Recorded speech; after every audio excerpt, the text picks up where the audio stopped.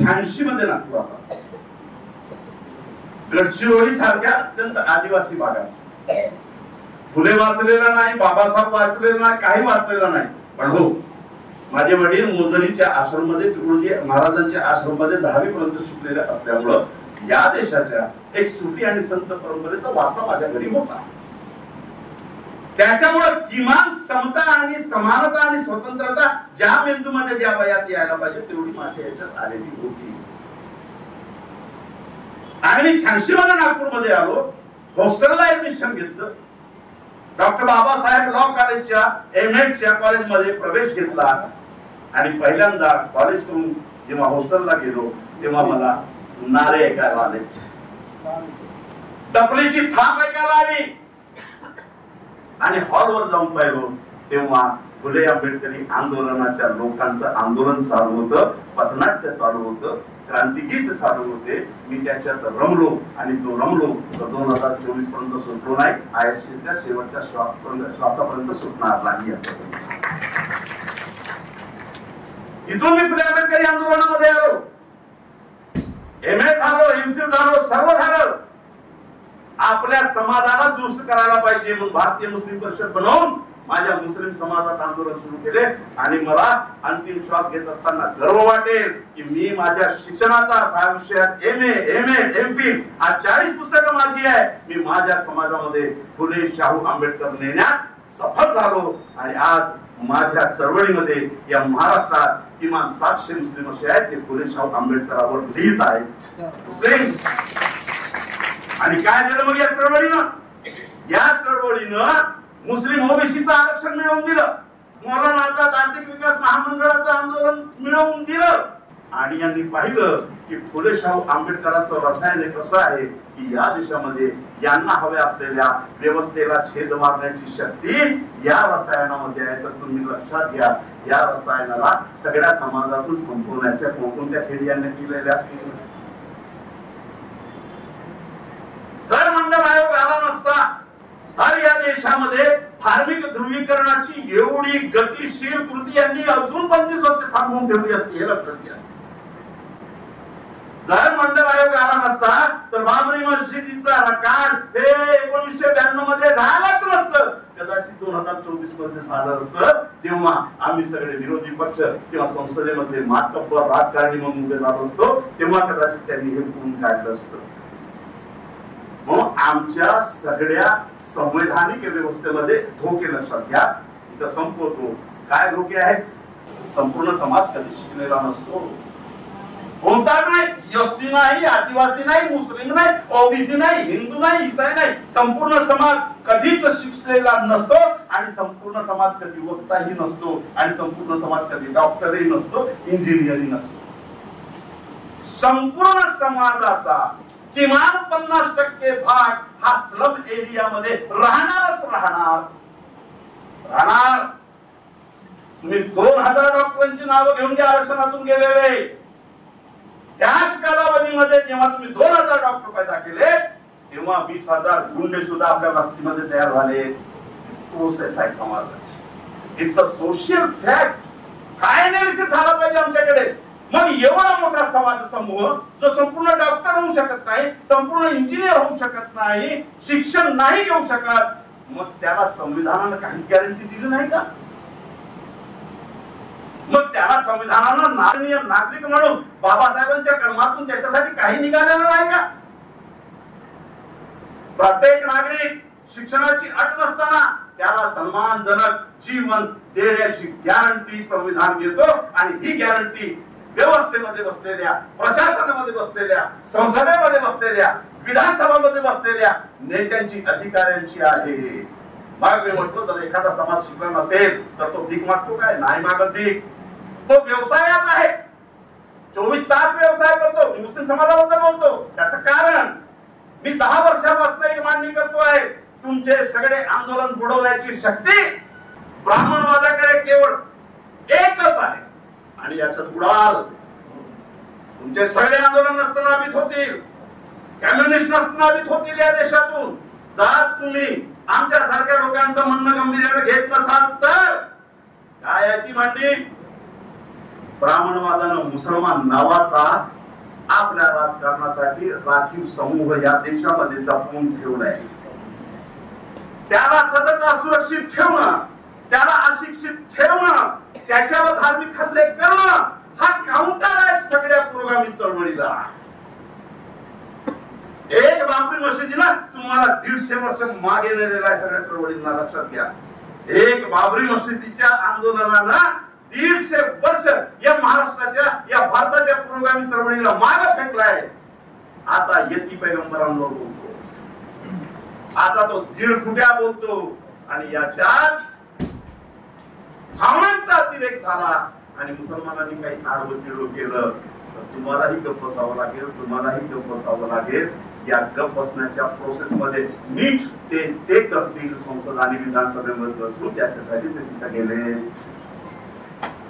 2014 पासून 2024 पर्यंत जो समाज असुरक्षित केला त्यांनी, या समाजाला जे धार्मिक द्वेषाच्या राजकारणात गुंतवले, हे सुद्धच होत नाही आहे. It's a management. RSS हे मॅनेजमेंट आहे की ज्या समाजाचं शोषण करायचंय आणि या समाजातील जो क्रांतिकारी समूह आहे त्याला आयसोलेट कसं करायचं. मुसलमान आणि हिंदूंच्या या मोठ्या संघर्षाची जेव्हा ठिणगी पडते ना, तेव्हा आंबेडकरी आयसोलेट होतात, तेव्हा कम्युनिस्ट आयसोलेट होतात, तेव्हा शेतकरी आंदोलन आयसोलेट होतात, तेव्हा कामगारांचे आंदोलन आयसोलेट होतात. आणि हे सगळे हिंदू म्हणून RSSच्या माग धर्म वाचवण्यासाठी आणि धर्मशत्रू म्हणून मुसलमानांना मारण्यासाठी एकत्र होतात. या खेळीला तोडल्याशिवाय प्रजातंत्राच्या योग्य दिशेने आपल्याला वाटचाल करता येत नाही. ते कसं करायचं याच्यावरही चिंतन करण्यासाठी समता सैनिक दलाची स्थापना सुद्धा त्याच्यातला एक विषय बाबासाहेबांचा होता.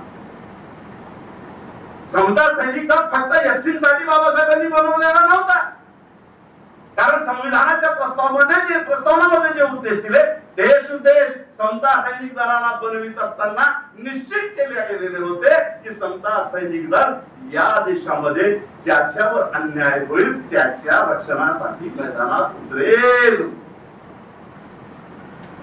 जे फंडामेंटल मुद्द्यांसाठी आंदोलन चालवतील त्या सगळ्यांना संरक्षण देण्याची जबाबदारी समता सैनिक दल करेल. RSS त्या विद्याशावर चालला की जे ध्रुवीकरण करायला उतरतील त्याला RSS संरक्षण देईल, जे बांब फोडायला उतरतील त्याला RSS संरक्षण देईल, जे हरामखोरी करतील ते कसे देशभक्त आहे हे सांगण्यासाठी RSS उतरेल. त्याच्या विरोधात बाबासाहेबांनी समता सैनिक दल सांगितलं तर लक्षात घ्या, या प्रजातंत्रामध्ये समता सैनिक दलाचं एवढं मोठं योगदान आहे. तो मुद्दा सुटला माझ्या हातून. आता 5 मिनिटं की मी जेव्हा कॉलेजमध्ये होतो तेव्हा छायाशी ओळख झाली. आम्ही पथनाट्यामध्ये 9 ते 10 वर्ष रस्त्याचे आंदोलन केली. वडापाव, बडे की बिर्याणी, बड़े के समोसे, तुमने नहीं खाया, हमारी बात कर रहे हैं। तुमको तो अलग से लाकर देते थे, हमको मालूम ना तो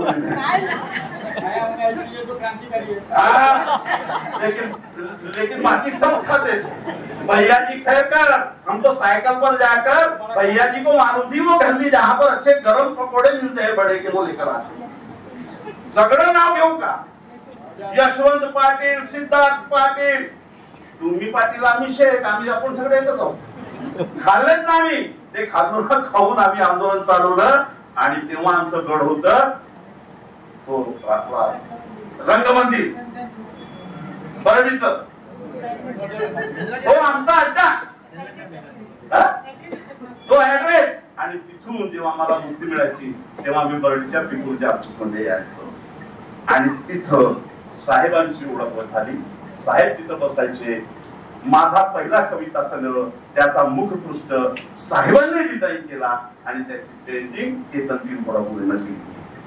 हे माझे समता सैनिक दलाशी यांच्याशी असलेले संबंध आहेत।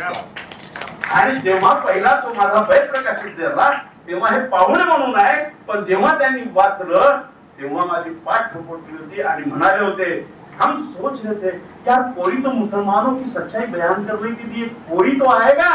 आज मुझे लगता है कि जावेद पाशा आया है त्या कविता संग्रहाला विद्रोही कविता संग्रह म्हणून राज्याचाही पुरस्कार मिळाला आणि मुस्लिम मराठी साहित्य चळवळीमध्ये विद्रोहाची सुरुवात म्हणजे मुस्लिम मराठी साहित्यात फुले शाहू आंबेडकरी विचारांची सुरुवात जावेद पाशा यांच्या बैत या संग्रहानं होते असं श्रीपाद सबनीसला लिहावं लागतं, असं यशवंत मोरोन सरांना लिहावं लागतं।